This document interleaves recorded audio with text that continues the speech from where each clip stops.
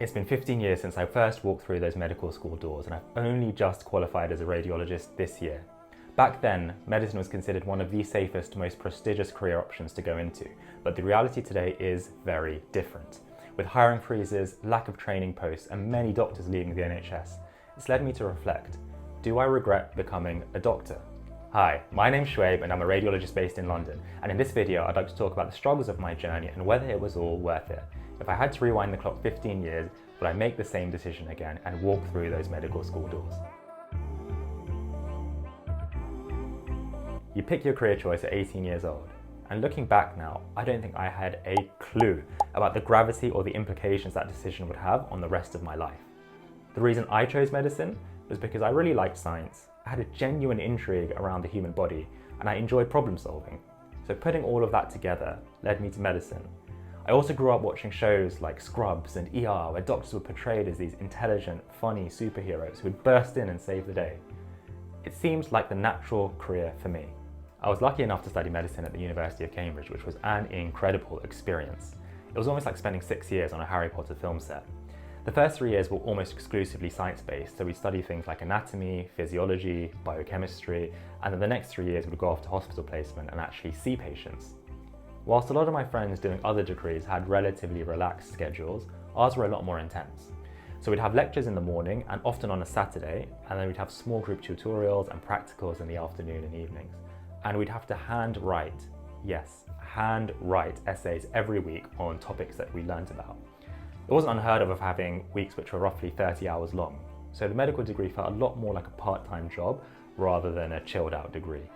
Not to mention, medical students are an interesting bunch.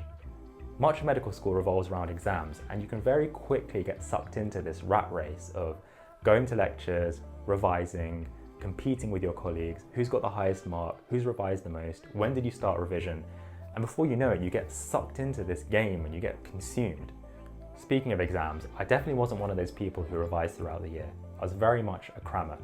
So for the 2 months of exam season, my life revolved around caffeine, sleeping, and studying. The sheer volume of information we needed to know, from hundreds of lectures to thousands of notes, all expected to fit into my tiny brain, was absolutely insane. And for those 2 months, my life effectively switched off. But here's the funny thing. Looking back, I don't really remember any of those stressful times.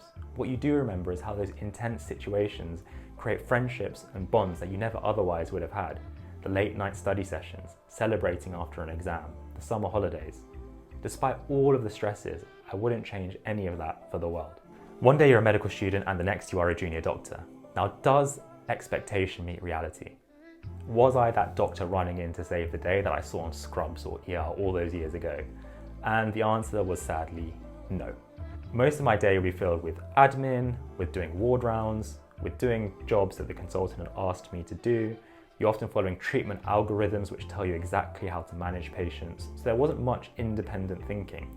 All of those reasons I'd done medicine, problem solving, intrigue about science and human anatomy, that was all pretty much non-existent in my first year. I remember walking the ward corridors thinking, am I good enough? Do I have what it takes? Imposter syndrome. I distinctly remember one patient. She was a young lady with lupus, and she came in with confusion. My consultant asked me to look inside her ear to see if she had an ear infection. Now, I pretty much had no clue even how to switch on the otoscope, let alone look inside someone's ear. But I went ahead and gave it a shot, and needless to say, I could not see a thing. Now, a few days later, she actually developed encephalitis and bleeding on the brain. So she basically had some sort of infection of her brain. And that stuck with me for such a long time. I was always wondering, did I miss something? Could I have seen something in the ear which would have predicted that she would have gone on to have this encephalitis? And nobody tells you that the decisions you make from day to day, you will carry on with you in the rest of your life. And it can be quite burdensome and stressful. To be honest, I really did not enjoy my first year of junior doctoring. Medicine is an incredible career, don't get me wrong, but it does require sacrifice. It's taken me 15 years to get to this point, and I've lost count of the number of night shifts and the number of weekends I've had to work, which means missing family and friends events, and after a while that does take its toll. Not to mention the opportunity cost. Whilst I was at university, I had friends who went off into banking, into tech, into consulting, who were earning good money, even buying their own house, whilst I was still stuck going to lectures, sat on my butt playing video games. And it does make you think, did I make the right decision? Finances is another huge sacrifice. You'll probably be earning half of what your friends in the private sector will be earning. When I started off my junior docs years, I was on roughly 35,000 a year. And since then there's been a number of strikes and attempts at pay restoration, but frankly we are just not there yet. And we have to accept as a field that medics are massively underpaid.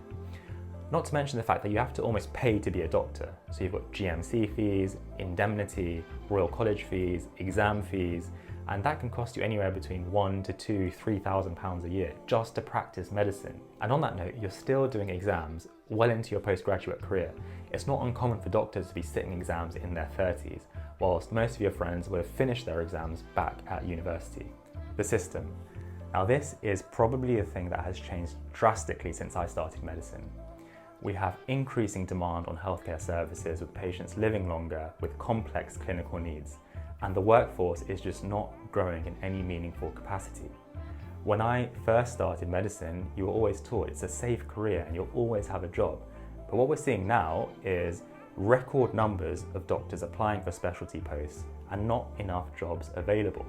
So we have a large talent pool and not enough jobs available for them. This inevitably puts more strain on doctors already within the system, and all it leads to is increasing wait times and increasing workload. As a doctor, you really want to do your best for your patient, but you just feel constrained by the system. Unfortunately, all that leads to is patients sometimes taking their frustration out on the doctor, and it can become quite a thankless task. Having said that, it's not all doom and gloom. 15 years later, now have a job which I genuinely enjoy. The reason I did all of this was because I liked problem solving and I liked the human body, and I now have a job as a radiologist to look inside the person's body and diagnose what was hidden. I feel like a detective, I look at the scan, I'll look at the blood test, I'll look at all the little bits and pieces of information, try and put them together, a bit like Sherlock Holmes, and come up with a diagnosis. And that's what keeps me stimulated. I have a job which I enjoy and intellectually challenges me, and for me, that is one of the most important things. Medicine has given me access to opportunities that I never would have imagined as an 18-year-old. I've been fortunate enough to run a medical education business teaching students and doctors from across the globe.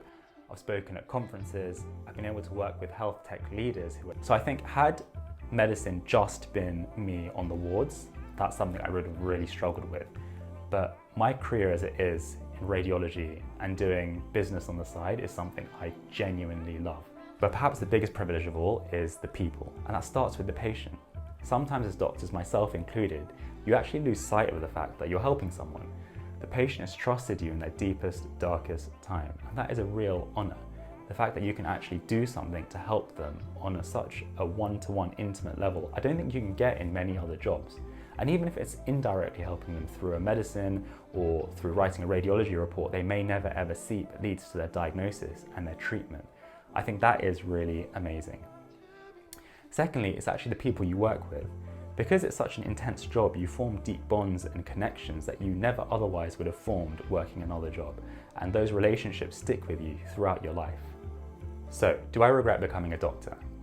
The answer is no, but there is a caveat, and that caveat is the medical degree is your floor, not your ceiling.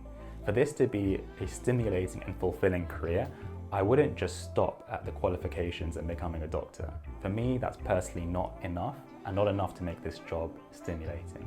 And that's one of the reasons I'm doing this YouTube channel, and one of the reasons I've got a medical education company. As a package, I definitely do not regret this career choice. Sure, it's been challenging, but in my opinion, it's been completely worth it. Now, if you're 18 years old and looking to apply for medicine, would I recommend it to you? I think it really depends. If you are interested enough in medicine and in science and in helping people, and you're willing to put up with long years studying, the difficult initial years, the fact that the pay may not be great at the beginning, and really push through those sacrifices, then I would say absolutely go for it. It's not a career for everyone, but if you are dedicated, you will definitely push through.